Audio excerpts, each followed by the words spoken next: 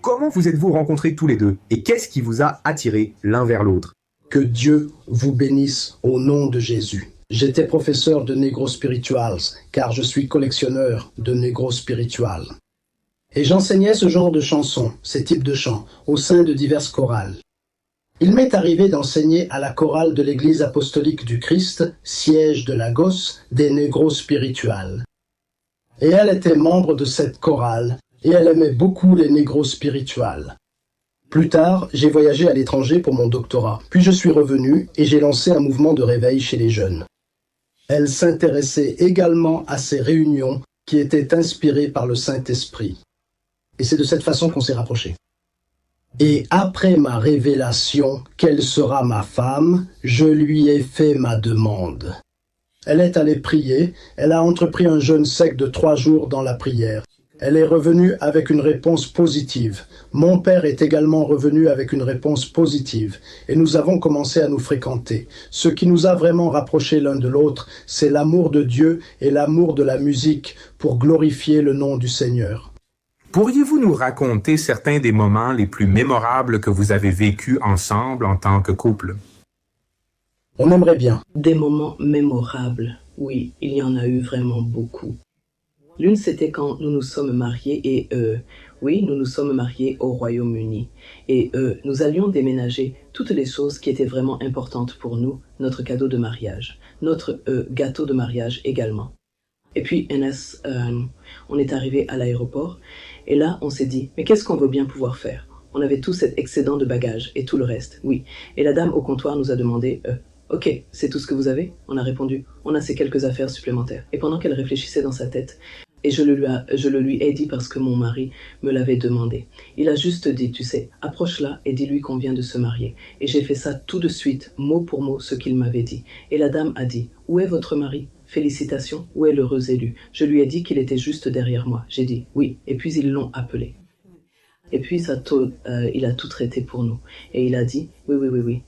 Il a appelé quelqu'un pour s'occuper de l'excédent de bagages alors qu'il n'avait pas de bagages sur lui. Et vous savez, ils s'en sont occupés et nous n'avons pas eu à payer. Et puis elle a pris le gâteau, bien sûr. Tout ce que nous pouvions nous permettre alors, c'était juste un billet en classe économique. Et mais elle a pris notre gâteau et a pris notre gâteau directement vers les sièges de première classe.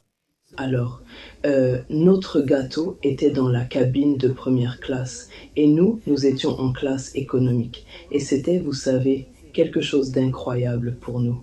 Vous savez comment Dieu a donné quelque chose de si symbolique pour notre mariage, cette merveilleuse position.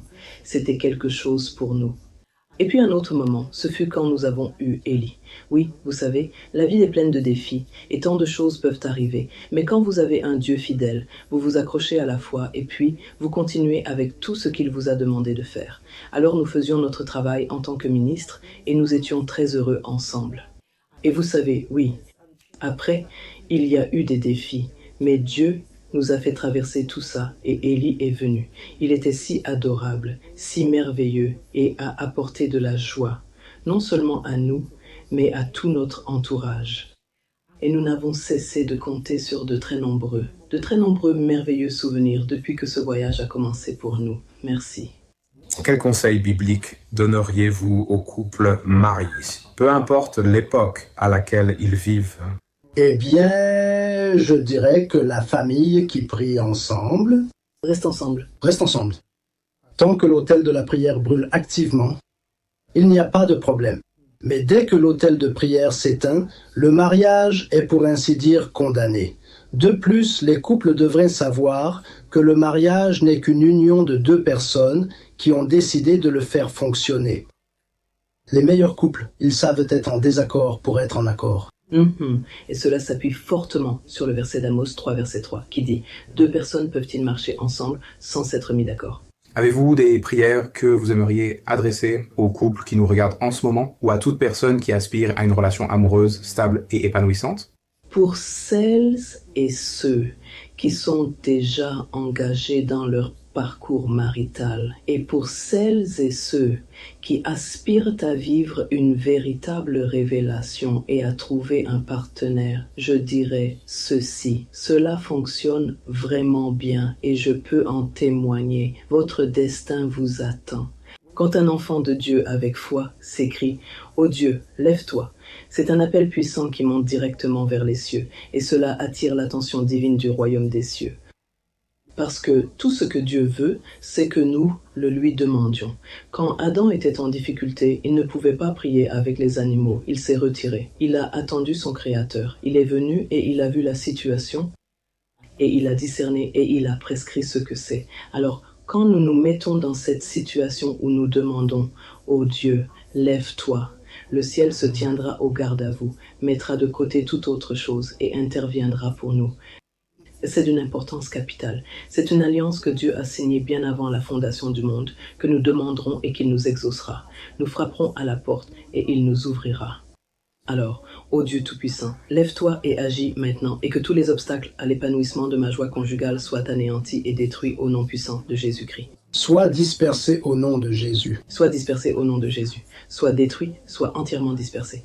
Ô Dieu Tout-Puissant, lève-toi maintenant, et que tout ce qui bloque ma joie conjugale soit entièrement dispersé et détruit au nom de Jésus. Et puis, voici une autre prière que vous pouvez prier, pour ceux qui attendent patiemment du Seigneur un partenaire de vie.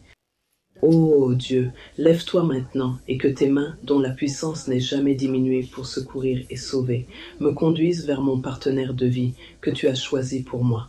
Il agira, car ses mains atteignent les confins les plus éloignés du monde. Ô Dieu, lève-toi, avec tes mains qui ne sont pas raccourcies pour sauver. Amène-moi mon partenaire choisi par toi, et nous te glorifierons ensemble au nom de Jésus. Et le ciel mettra son sceau sur cette prière. Et vous tous qui nous écoutez, nous nous réjouirons avec vous. Amen. Très très bientôt, nous aurons l'immense joie de nous réjouir pleinement avec vous, au nom puissant de Jésus. Amen. Alléluia.